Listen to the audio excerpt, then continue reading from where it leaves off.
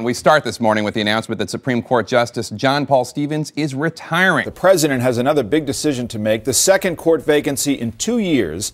It will also be someone who, like Justice Stevens, knows that in a democracy, powerful interests must not be allowed to drown out the voices of ordinary citizens. I'm not sure exactly what he meant by that. In many cases, the court decisions have hurt ordinary Americans. He wants somebody who has a sense of what real life is in America. People believe that we're losing our constitutional respect, that our government is overreaching, and they're concerned about it. Is there any chance that they would try to filibuster this? Well, sure. I mean, they could filibuster a really controversial nominee. One Republican leader has already said, well, we may filibuster. He doesn't even know who this is going to be. What kind of nominee would you filibuster?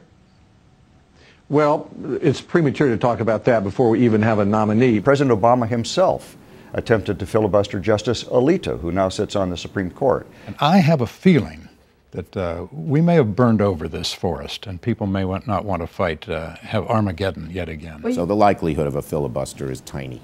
Both Chuck and I would agree that it is unlikely that there would be a filibuster, except if there's an extraordinary circumstance.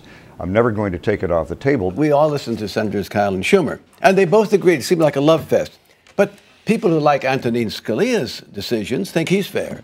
And people who don't like those decisions think he's not. He's an activist, and same for John Paul Stevens. And the same thing about mainstream. Right, so the word fair and balanced, excuse me, Fox, really is in the eye of the perceiver.